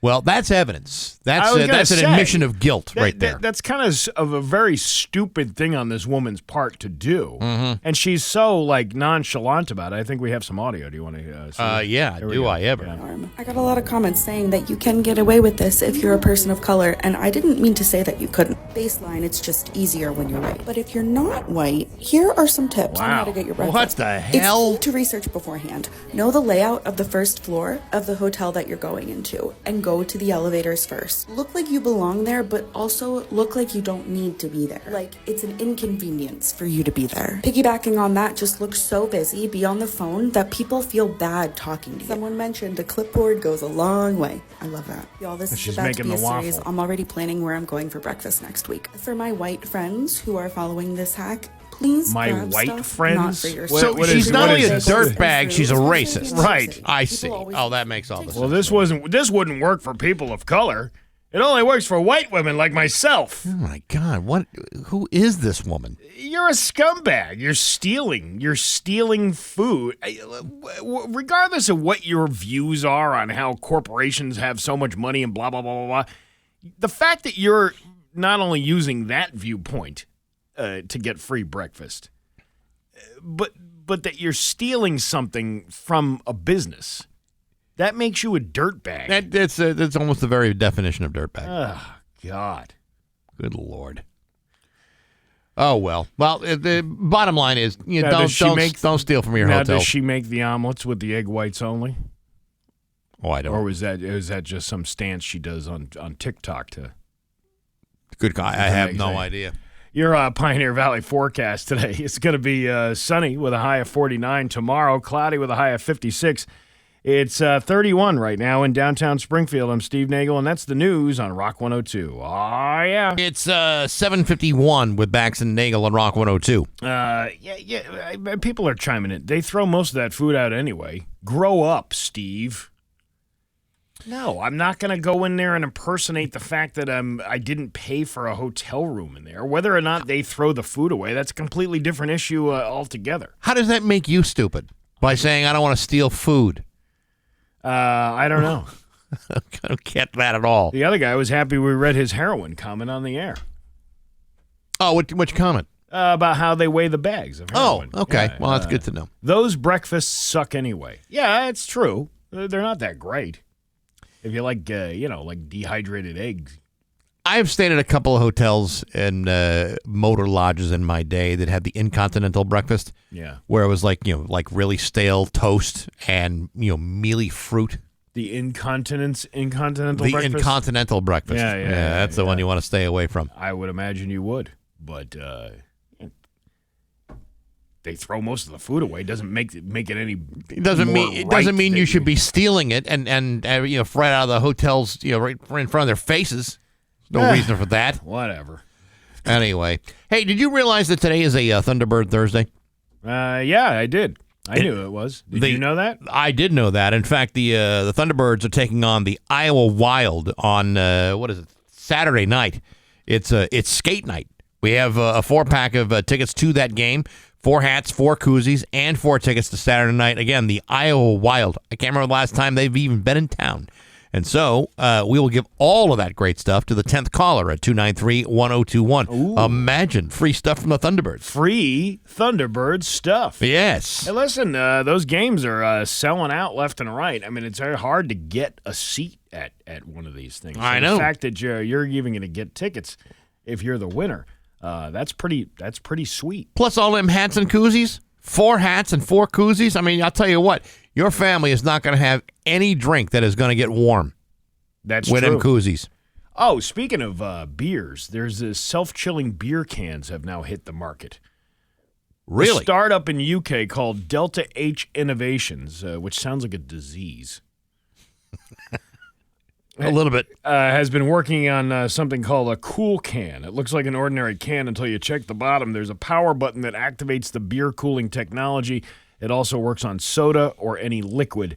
There's an inner wall, like insulated mugs. Pushing the power button blends water with a mix of salts that cause a cooling reaction. The outside of the can gets freezing cold in just a few seconds. The only disappointing part is it still takes a while to actually chill the beer, but depending on how hot it is, it can take up to 10 minutes to get cold, but it eventually gets down to 43 degrees. That's not bad. No, they say the best part is cooling reaction continues every time you take a sip, and it can stay cold for 45 minutes. That's overkill. One beer? Yeah. Most people just need 5. I don't need more than like 4 seconds to kill a beer if I needed to. It only holds 70% of what a normal can would, so for 12 ounces, it has to be the size of a 16-ouncer, so a tall boy or a pounder. I see.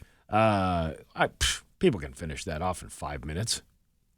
You don't need 45 minutes. Who's sipping a tall boy of like natty ice? Back when I was drinking beer at the most, a beer would never stay in my hand long enough to lose its coolness. They say the cans can still be recycled and it shouldn't raise the price too much, which I'm sure it's going to be. Of course it will. They called the additional cost per can marginal. Uh-huh. Yeah, sure. For the people selling it. They're already in talks with major beer makers, Coca-Cola and Red Bull. So if you want to get your cold Red Bull, you get That's yourself the way to a do self-cooling can. All right. It's just about 7:56. Again, 10th caller, 293-1021. Good luck on Rock 102. It's Rock 102's Bracket Brawl, presented by Neutral. Bracket busted? And now, Bax's View from the Couch, brought to you by Rocky's Ace Hardware, Benjamin Moore Paint, Cabot Stains, plus rock-solid painting advice and expertise. Hey, good morning, sports fans. How the heck are you? Well, folks, here it is. Opening day in baseball with the Red Sox on the road in Arlington, Texas to face the Texas Rangers. Now, like every opening day, you may be wondering how the Sox will disappoint you this season. It's a fair question. After all, for the last 124 years, the Red Sox have been crushing people's souls nearly every single season, with the possible exception of 1903, 1912, 1950, 1916, 1918, 2004, 2008, 2013, and 2018. Other than that, they've occasionally been hard to take. This season, however, the Red Sox went ahead and squeezed a few bucks out of John Henry's wallets and have fluffed up the roster with some bona fide baseball players. Guys like Alex Bregman and Garrett Crochet. These are two damn fine baseball players, and since they're now playing in Boston, experts are expecting the team to be significantly better than the tepid and flaccid Red Sox squads of the last 3 years. What are the odds of the Red Sox winning the World Series? Somewhere between a snowball's chance in hell and not at all. Because you see, if the Dodgers are outspending every other team in baseball by at least $44 million in player salaries, there's a very little chance that the Red Sox, or any other team for that matter, stands a chance to beat them. And even though ESPN is predicting that the Red Sox could win the division, I'm predicting there will be no rolling rallies or victory parades at the end of the season. Instead, there will be resignation, disappointment, and an overwhelming sense of, what's the use? Now, because I'm an optimist by nature, I say let's forget about World Series titles for the next 10 to 12 years and just focus on what's reasonable. If the Red Sox can finish above 13 games behind in the divisional standings, I say I can make a case for that being a major step forward. Not enough steps to go deep in the playoffs, but enough steps forward to say, hey, that could have been a hell of a lot worse. And as a Red Sox fan, I think we can all agree that would be a major improvement. I'm just about ready now to see it all happen.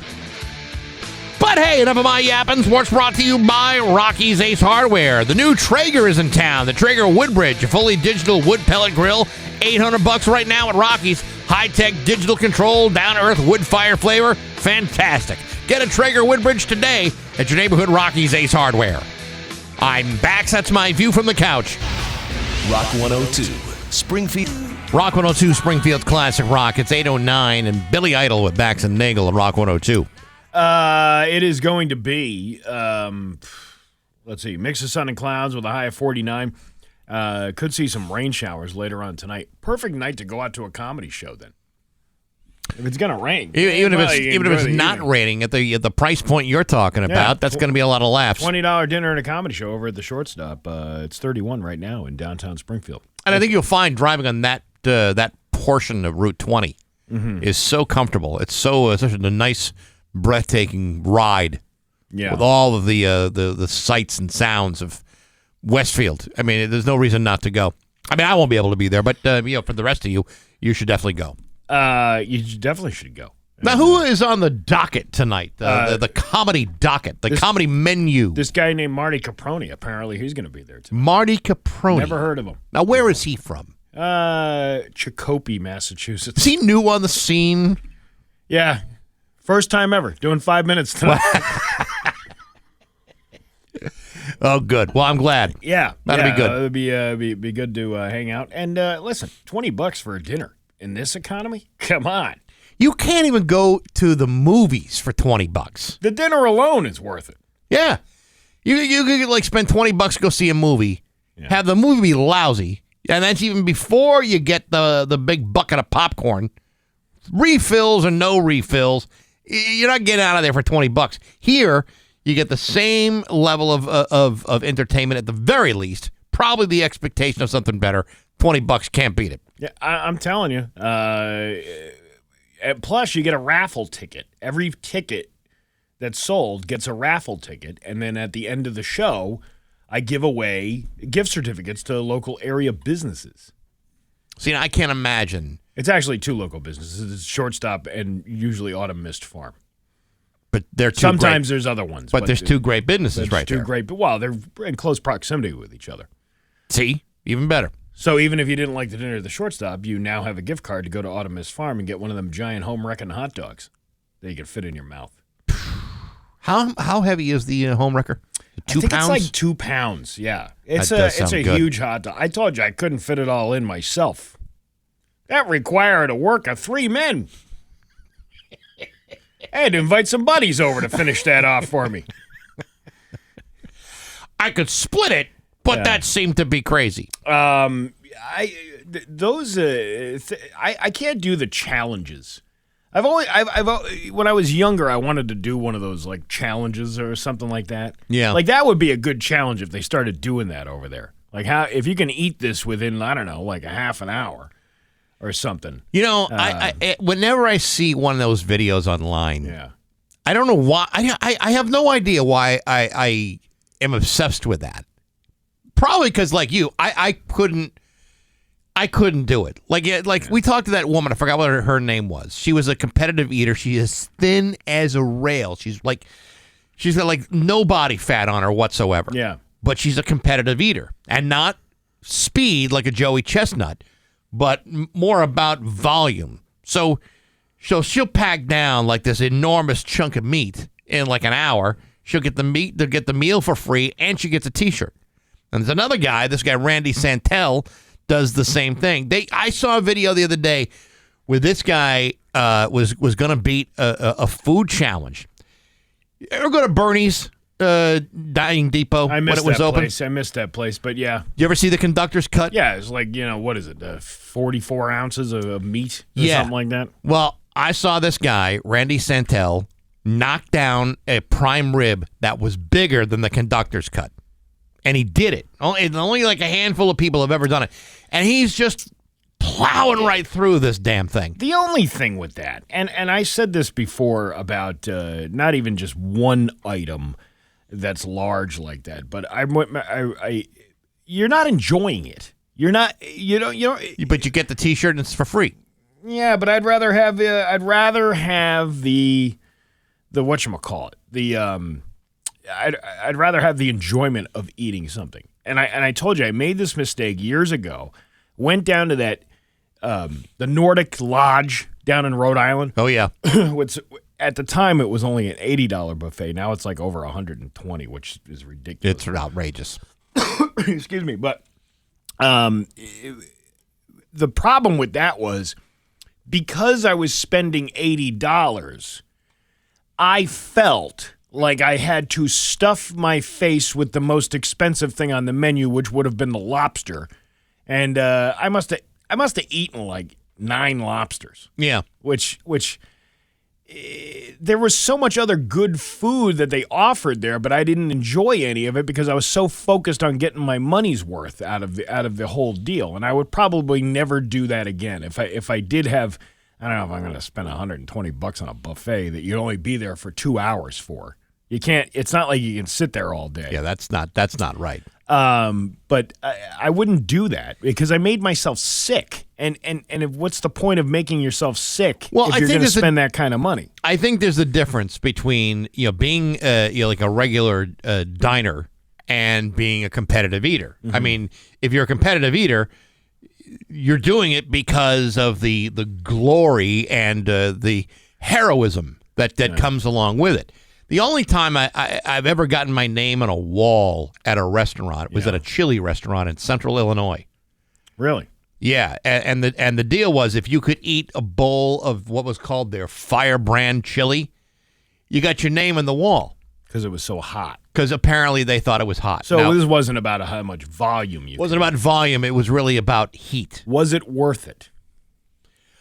I did not find it to be as hot as they were purporting it to be. I mean, it had heat. Don't get me wrong, but I mean, it was edible. Did you scarf it down to get it down so you didn't have to endure? You know what I mean? Like you didn't just take a couple of bites and then have some water or anything. No. I scarfed it down. I chugged it down like it was like nothing. Yeah. But my name apparently it's still on the wall. I just the place is still open and they don't erase the names on the wall and my name is out there. But it's like it was no big deal. It's like some people couldn't handle that kind of heat. I handled that heat. I didn't think it was that bad.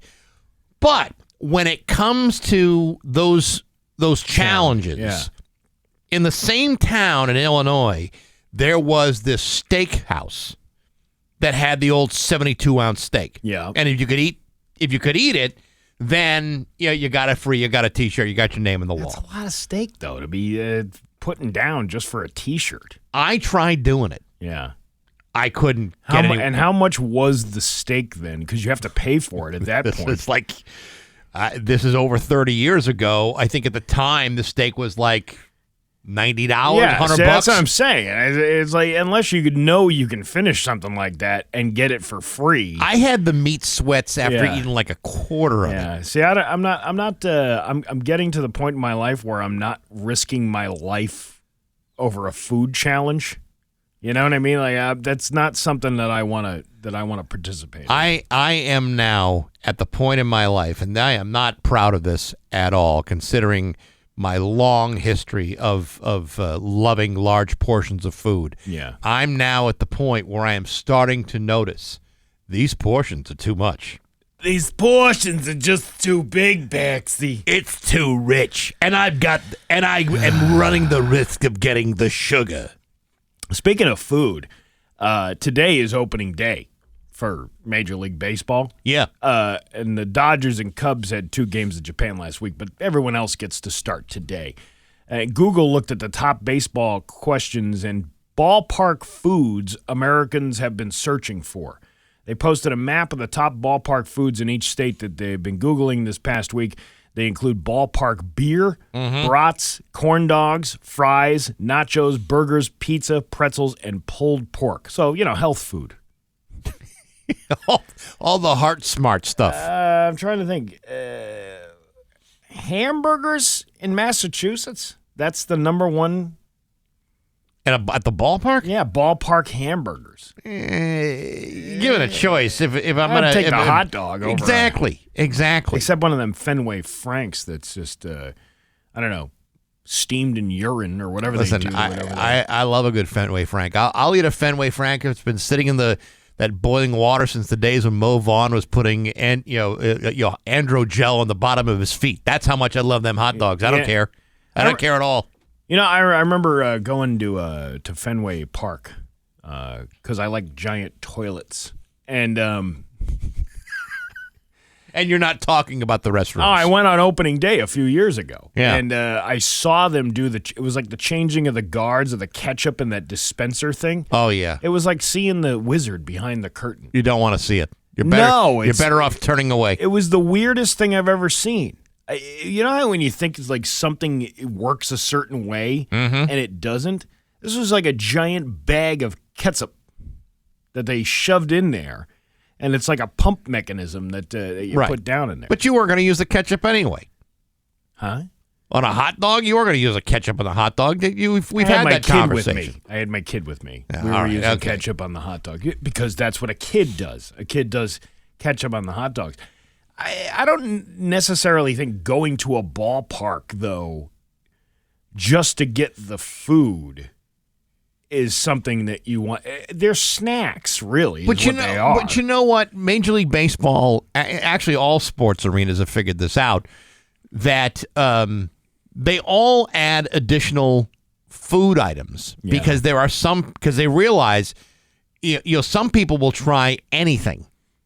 If it's unusual enough because it's available. Yeah. And they make a good deal of money on that stuff. I mean, I did a story like a couple of weeks ago about some of the foods that were going to be introduced this year in Major League ballparks. And some of them are, some of them sound pretty good. Some of them sound like it's something you'd try. It probably doesn't replace the peanuts and Cracker Jack that you all grew up in. But people go, they get hungry, and they say, "Well, that sounds interesting." And then they'll go and do it because it sounds interesting. Yeah, I'm not buying it. I'm not going just because of the food. I'm not going just because of the food, but if it's available and it sounds, it tickles my fancy, perhaps, maybe I'll go do it. I can't remember. Last time I was at Fenway, they were doing like avocado toast or something like that. Yeah, that's not a baseball food. What are you doing? I know. You know what it is. It's to try to lure in a variety of fans, right? Because they, it's not just the Natty Daddy. I pre-gamed with 6 Natty Daddies before I walked down Yawkey Way. before I get into the ballpark. Right. They're trying to appeal to families and all this other stuff, but avocado toast at a ballpark. Not that wouldn't be my my deal. But if say the vulgar chef were in charge of some of this stuff, I would do it. Like for example, so at Fenway, some of the new items this year would be like the Cowboy Up Burger. It's a Wolverine ground beef patty topped with cheddar cheese, bacon, brisket, onion rings, and barbecue sauce on a brioche roll. I would mess that up. I would definitely order that. Cowboy Up Burger. That started 25 years ago? Sure, absolutely. And now they're just coming out with a burger named the Cowboy Up. We don't even live in the South. They've also got the Cabot Gourmet Grilled Cheese. You know how I am about grilled cheese. All right, I can see that happening. It's grilled cheese made with premium Cabot cheese, served on sourdough bread, available with select fillings. I don't know what these fillings are, but it sounds terrific. I'm not sure about that either. Really? Yeah.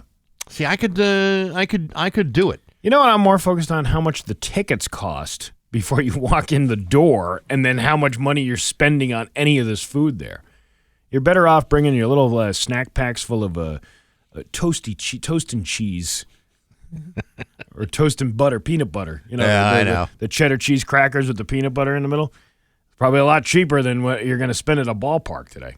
It's 8:23 with Bax and Nagle on Rock 102. 8:30 with Bax and Nagle on Rock 102. It's time for news brought to you by Yankee Home Improvement. Breaking news, homeowners are saving big on windows and showers. Now is the perfect time to call Yankee Home to be ready for spring. Here's local radio icon Steve Nagle. Thanks, Bax. 3 people are behind bars this morning after Springfield police confiscated over 10,000 bags of heroin and over $90,000 in cash. All to be won here on the Springfield Police's Price is Right. 21-year-old Jeremy Colazzo, come on down. You and your girlfriend, 22-year-old Yasmin Soto Spelpolita, as well as your infant, will be invited along to a DCF tour of Hampden County jail facilities. Separate locations, spa treatments available. I'll take 7 to 10 years of time served and parenting classes. Ding, ding, ding, ding, ding, ding, ding, ding, ding, ding. It's a shame that this family has to endure such hardship when they're just trying to do things as a family. Yeah. You know? Yeah. I mean, it is wasn't yesterday take your child to a drug deal day? I thought I'm almost positive it was. You know, it's funny because we got this thing that we're putting together again. It's summer party that we're doing for Rick's Place, the benefit Rick's Place, coming up in June. Yes. Things are coming together. We got a magician. We got tie-dyes. Mm-hmm. It's all stuff for families to come together. It's a family fun day out, and it's very affordable, and it's gonna be good, and all the money goes to benefit Rick's Place. Sometimes families need to get out together. And whether you can go out to a family fun day like that or distribute heroin and $90,000 worth of cash and prizes, at least you're doing something together. Some people are going to think I'm crazy. But if I were organizing a drug deal, this is what I would do. I would offer face painting and pony rides. Yeah. Face painting and pony rides. What family wouldn't want to be involved in that? Listen, we'll give you a pony ride. You can go feed the animals at the petting zoo, and distribute your heroin all to the patrons that come in through the petting zoo. Listen, man, I think we're on to a business here. Who said entrepreneurship was dead? That's it. Here we are, two family-focused men, with children. We've both been dads. Yeah. Seems to me we know a thing or two about a thing or two. A police detective faced an internal investigation for allegedly stashing sports trading cards from 2 defendants ensnared in a 2023 drug and gun raid under his desk, according to court records. This is from West Springfield. Recent court filings in the prosecution of Antonio Fusco charged Fusco on the FIU. Hey. Charged with drug and gun crimes, and his younger brother, Franco Fusco, facing far fewer allegations, show one of the lead investigators stashed the cards under his desk at the police station. The cards had been in a safe at Fusco's house. A scope for a gun also went missing during the same search, the records show. Detective Andrew Carney was suspended without pay for 1 day and demoted from detective to the Uniform Bureau, according to the West Springfield Police Chief Jay Gearing sent Carney. The handling of evidence is viewed in the highest regard as a specific trait often encountered by a narcotics detective, Gearing wrote. I anticipate time within the Uniform Division will allow you to improve upon many aspects of policing going forward. I hope this experience finds you wanting to be the best representative for yourself, both personally and professionally. Carney drafted the affidavit asking a judge for the 2023 search warrant, according to defense lawyers representing the Fusco brothers.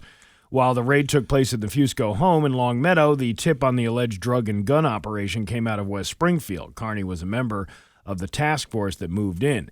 Daniel Hagan, an attorney for the younger Fusco, said he's unsure why police would search another officer's desk.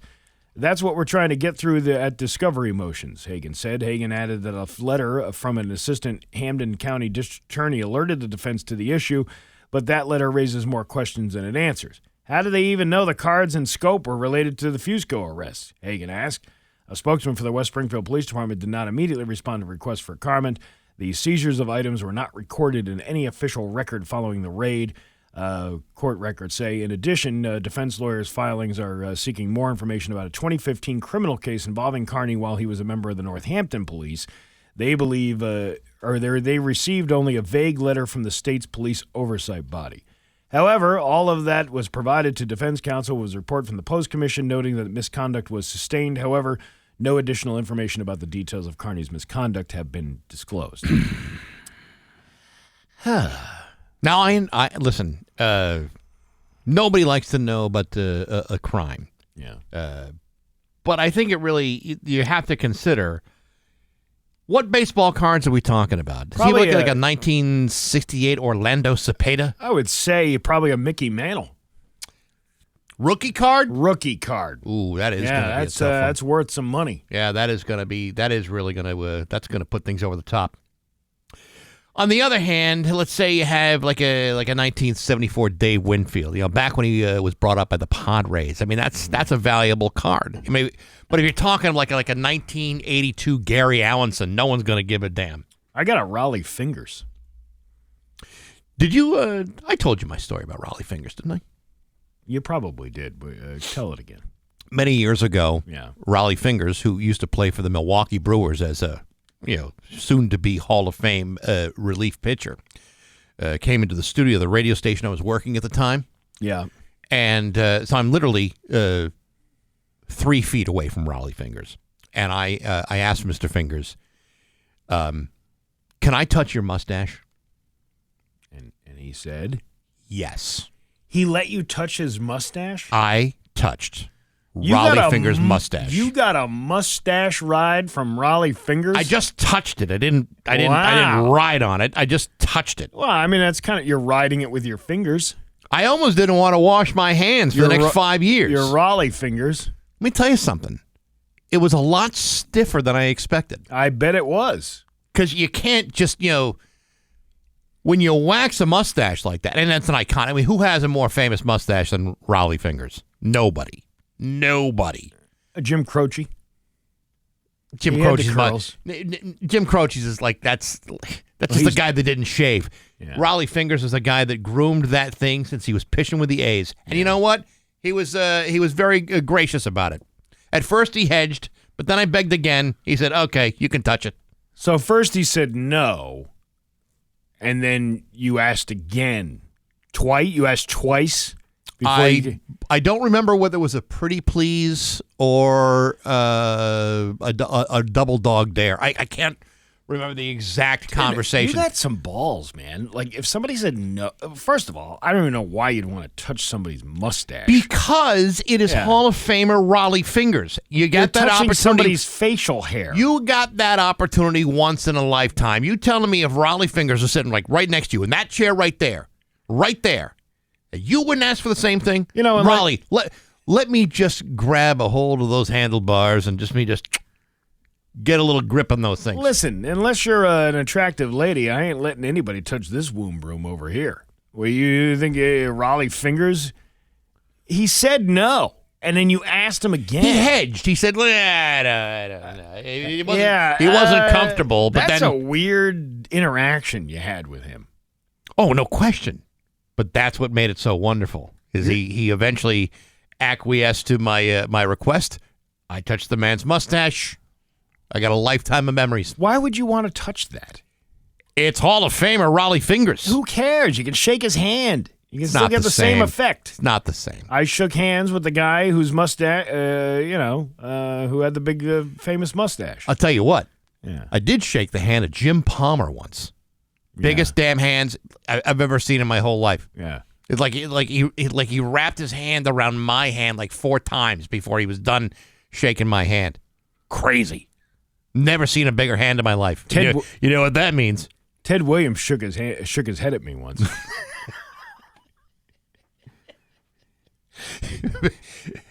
In or out of the bucket? Out of the bucket. Okay. Yeah, there you go. It's kind of like that scene in Total Recall where you pick it up. Now a big surprise. There you go. Yeah, sure. Absolutely. Yeah. Whose fingers would you not want to shake?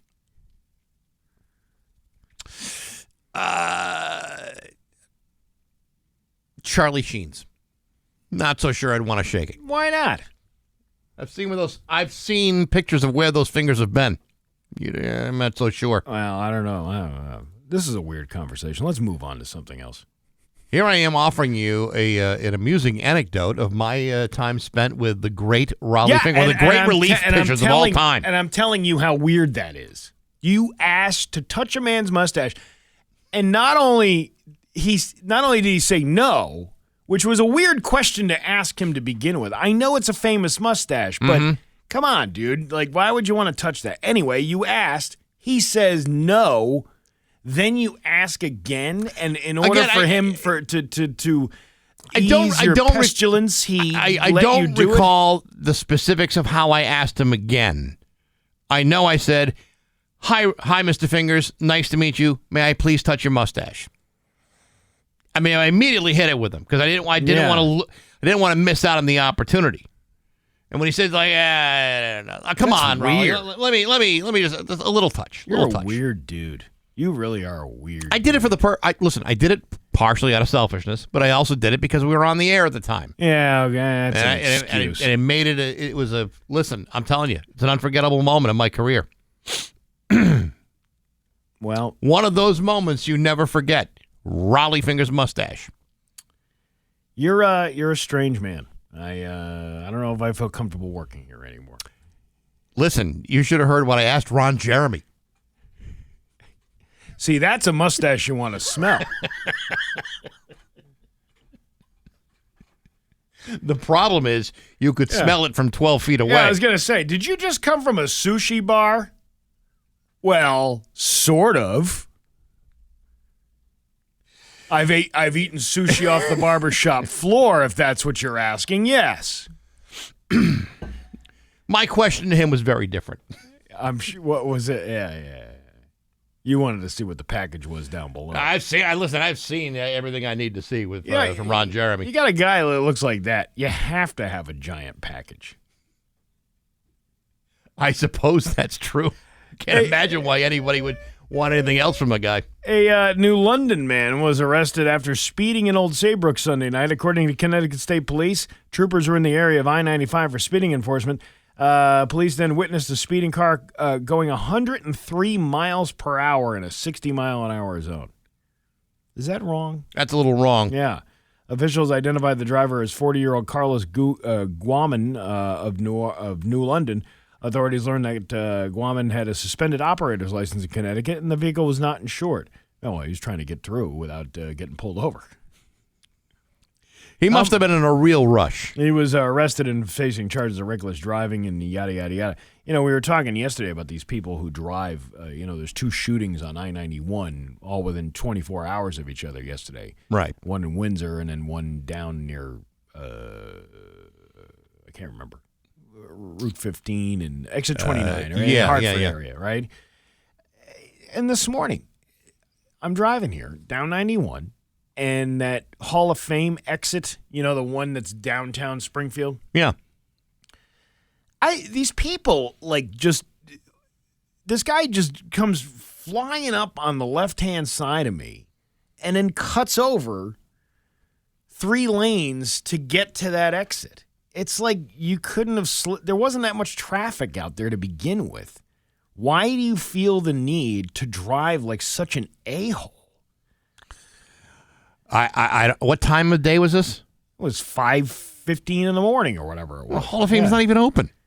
But he was going somewhere else. He was All right. clearly Well, Coldstone's not open till later in the day. I was thinking he was going to maybe the Pride Station. That's open. Okay. Well, but that's still, understandable.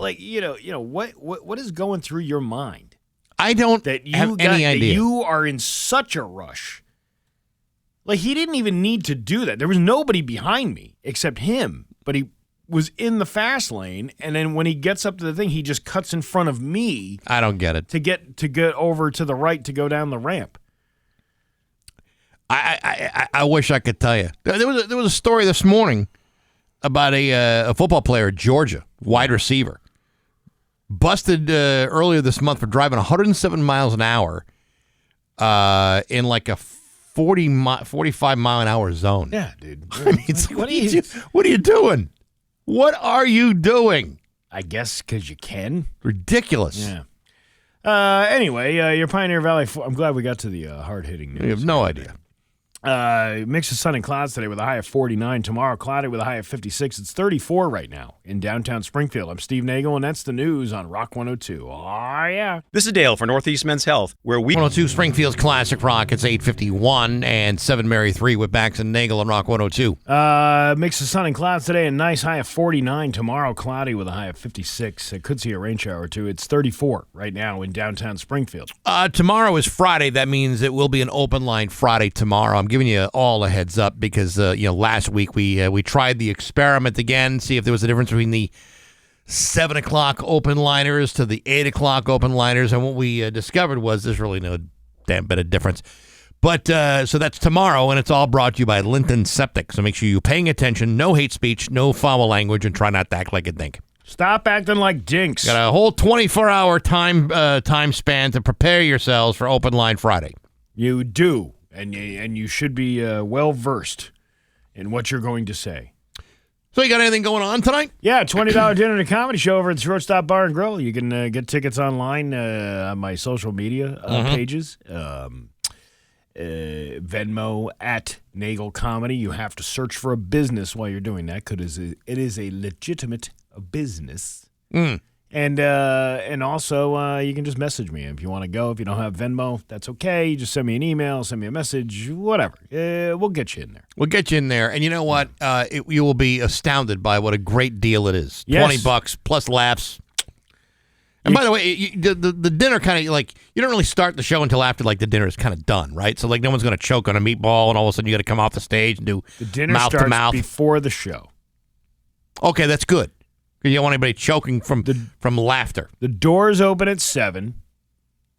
Dinner is at 7:30, and the show starts promptly at 8 and promptly ends at 9:30.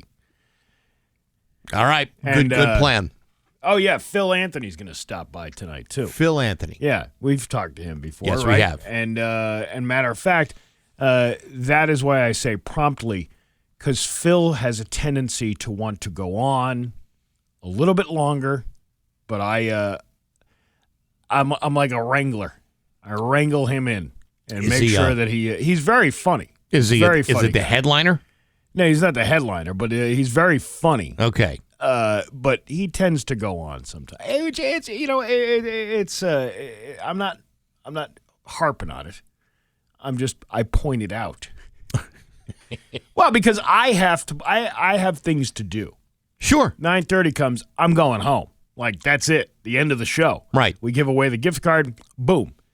I don't need anybody prolonging that experience. Now, do you do what they do in a lot of comedy clubs, like you shine a light, like a flashlight at the back of the room? Yeah, apparently Phil is colorblind and also just blind in general because he doesn't ever sees the light. I see. Yeah. Have you ever thought of maybe rushing the stage and tackling him once he's exceeded his time? This time I'm just going to unplug the speakers. That's fair. Yeah. That's fair. He may still go on. He might still go on, but at least it'll be a sign. It should be a pretty obvious sign. He's a very funny comedian. I'm just joking. Yeah. And this I'm sort of joking, and he does tend to go on sometimes. If you let him. You got to not let him. Well, that's the whole key, isn't it? Yeah. Yeah. All right, well, fair enough. All right.